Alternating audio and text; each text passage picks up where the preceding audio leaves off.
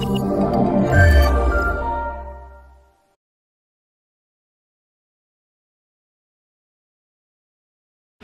வணக்கம். என் பேர் கருணா. இன்னைக்கு நான் எங்கே இருக்கேன் அப்படின்னு பார்த்தீங்கன்னா ராமநாதபுரம் மாவட்டத்தில் வந்திருக்கேன். ராமநாதபுரம் மாவட்டத்தில் எங்கே இருக்குது அப்படின்னா கமுதி, அங்கே வந்திருக்கேன். கமுதியில் எங்கே இருக்குது அப்படின்னா கோட்டை மேடு அப்படின்னு ஒரு இடத்துல வந்திருக்கேன்.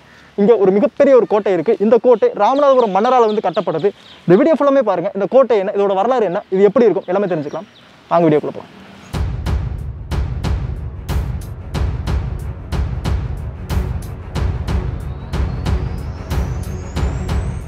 இந்த இடத்துல வச்சு ஆயுதப்படை என்ன செஞ்சிருக்காங்க அப்படின்னா துப்பாக்கி சுடும் பயிற்சி வந்து நடத்தியிருக்காங்க. அப்போ இந்த சத்தமெல்லாம் வெளியே கேட்டு பொதுமக்கள்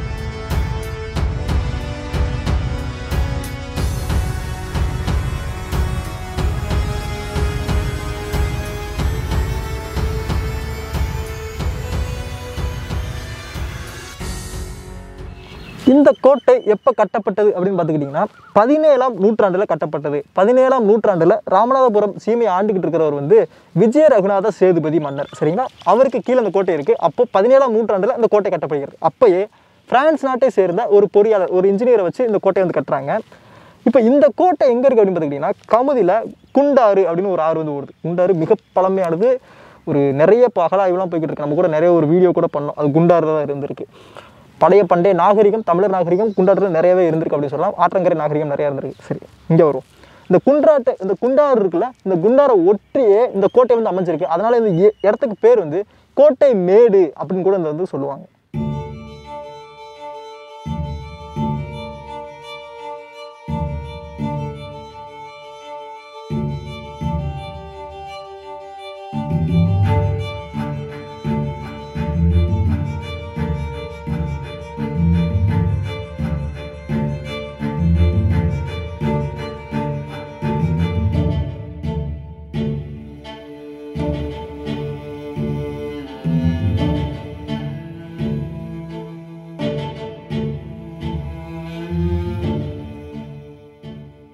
சரி, இப்போ இந்த கோட்டை பார்த்தீங்கன்னா ஒரு சின்ன இடம் தாங்க, சரிங்களா?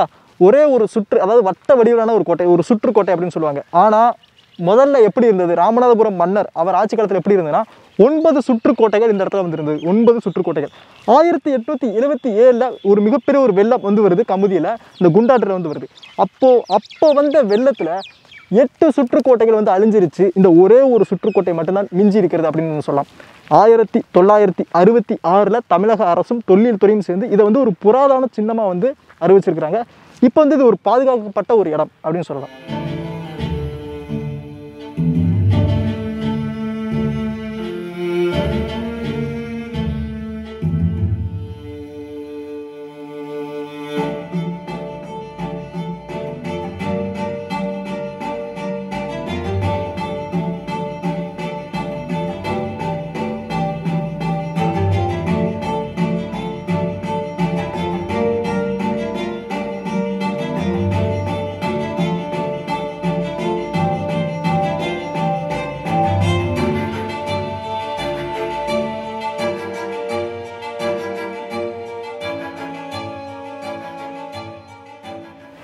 இந்த கோட்டையில் 1918 ஆங்கிலேயர் ஆட்சி காலத்தில் வந்துட்டு பக்கத்தில், இந்த கோட்டைக்கு பக்கத்துலேயே வந்துட்டு ஆயுதப்படை, தனி ஆயுதப்படை வந்து உருவாக்கப்பட்டது.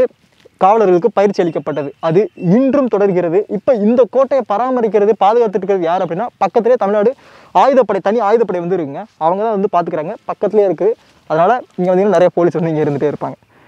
இப்போ இந்த கோட்டை கடந்த 20 வருஷத்துக்கு முன்னாடி, இப்போ இந்த ஒரு சுற்றுப்பகுதி இருக்கு பார்த்தீங்களா, ஒரு வட்ட வடிவமான கோட்டை, இந்த இடத்துல வச்சு ஆயுதப்படை என்ன செஞ்சுருக்காங்க அப்படின்னா துப்பாக்கி சுடும் பயிற்சி வந்து நடத்தியிருக்கிறாங்க. அப்போது இந்த சத்தமெல்லாம் வெளியே கேட்டு பொதுமக்கள் ஒரு கம்ப்ளைண்ட் அப்போ வரவே, ஒரு எதிர்ப்பு வர்றதுக்காக இப்போ நிப்பாட்டிட்டாங்க. இப்போ உள்ளுக்குள்ள தான் வந்து மறுபடியும் அவங்க பண்ணிகிட்டு இருக்கிறாங்க.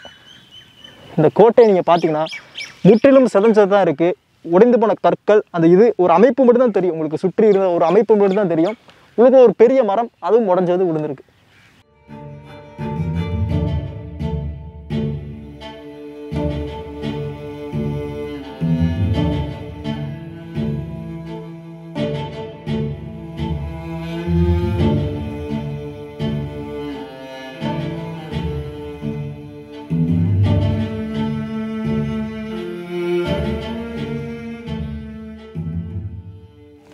இந்த கோட்டையிலிருந்து மதுரை மீனாட்சி அம்மன் கோயிலுக்கு ஒரு சுரங்கப்பாதை வந்து இருக்குது. ஆனால் இப்போது அதை வந்து சிமெண்ட் இதெல்லாம் போட்டு வந்து அடைச்சிட்டாங்க. சரிங்களா? இந்த கோட்டை ராமநாதபுரம் மன்னர் விஜய ரகுநாத சேதுபதி அவர்கள் கீழே இருந்தது. அதற்கு அப்புறம் அவர்கள் மகளான வேலுநாச்சியார், அப்புறம் மருது சகோதரர் அவர்கள்ட்டெல்லாம் வந்து இருந்திருக்கு. ரொம்ப காலம் வந்திருக்கு. அவங்களாம் இங்கே வந்து நிறையா ஆங்கிலேய எழுத்து கூட பண்ணியிருக்கிறாங்க. அதற்கு அப்புறம் வந்து பார்த்துக்கிட்டிங்கன்னா இங்கே பாஞ்சாலங்குறிச்சி வீழ்த்தப்பட்ட பிறகு வீரபாண்டிய கட்டபொம்மன் இங்கே வந்து தங்கியிருந்ததா ஒளிஞ்சிருந்ததா வரலாறுகள் வந்து சொல்லுது. அவருடைய தம்பி ஊமத்துறை அவரும் வந்து இங்கே இருந்ததா வரலாறுகள் வந்து நிறையவே சொல்லுது.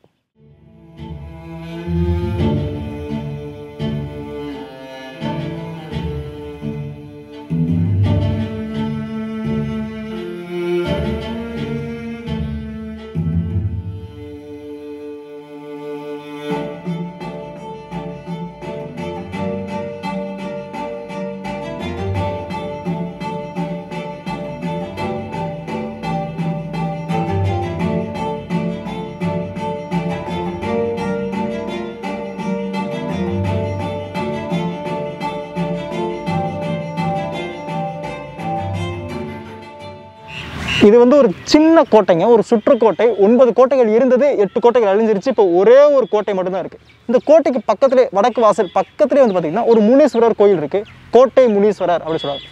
நான் சொன்னேன் இதுக்கு பேர் கோட்டை மேடு அப்படின்னு சொல்லுவாங்கன்ட்டு. ஏன்னா குண்டாற்றுக்கு பக்கத்தில் இருக்குது. அதனால் கோட்டை முனீஸ்வரர் ரொம்ப பிரசித்தி பெற்றது. நிறைய மக்கள் கூட்டம் வரும். அப்போ வர்றப்ப மக்கள் இந்த இடத்தையும் வந்து பார்க்குறாங்க. நான் கூகுள் மேப் டிஸ்கிரிப்ஷனில் கொடுக்குறேன். இது ராமநாதபுரம் மாவட்டத்தில் வந்து இருக்குது. நீங்கள் ராமநாதபுரம் உள்ள மெயின்லேருந்து வர்றீங்க அப்படின்னா கரெக்டாக ஒரு 65 கிலோமீட்டர்லேருந்து 70 கிலோமீட்டர் வந்து வரும். ஏன்னா 2-3 பாதைகள் இருக்குது. முதுகுளத்தூர் வழியாக வரலாம், இன்னும் 2 பாதைகள் இருக்குது. நீங்கள் கமுதி அப்படி கூடி வரணும்.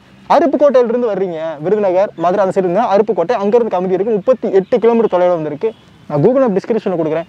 2 சக்கர வாகனங்கள் 4 சக்கர வாகனங்கள் எதுலனாலும் நீங்கள் வரலாம். மிகப்பெரிய அளவுனா பார்க்கிங் ஸ்பேஸ் வந்துருக்கு. மன்னிச்சுங்க, ட்ரோன் ஷாட்ஸ் என்னால் எடுக்க முடியாது. ஏன்னா இங்கே ஆயுதப்படை பயிற்சி இருக்குது. அதனால் நம்ம ட்ரோன் எடுக்கக்கூடாது, அலோடு வந்து கிடையாது. ஒரு அற்புதமான கோட்டை அழிஞ்சு போச்சு. 17ஆம் நூற்றாண்டில் ராமநாதபுரம் மன்னர் விஜய ரகுநாத சேதுபதி அவர்கள் கட்டினது. நீங்கள் வந்தீங்கன்னா அந்த கோட்டையை பாருங்கள், தயவு செஞ்சு எதுவும் அழிச்சிடாதீங்க அப்படின்னு சொல்லலாம். ஒரு அற்புதமான இடம். வந்தீங்கன்னா முனீஸ்வரனை போய் கண்டிப்பாக கும்பிட்டு போங்க. இந்த வீடியோ பிடிச்சி நினைக்கிறேன். வீடியோ பிடிச்சி லைக் பண்ணுங்கள், பிடிக்க டிஸ்லைக் பண்ணுங்கள், ஷேர் பண்ணுங்கள், சப்ஸ்கிரைப் பண்ணுங்கள். இதே மாதிரி ஒரு அற்புதமான இடம் உங்கள் ஊரில் இருக்குன்னு சொல்லுங்கள், கண்டிப்பாக வருவேன். நெக்ஸ்ட் வீடியோவில் பார்க்கலாம். 5 மினிட்ஸ்.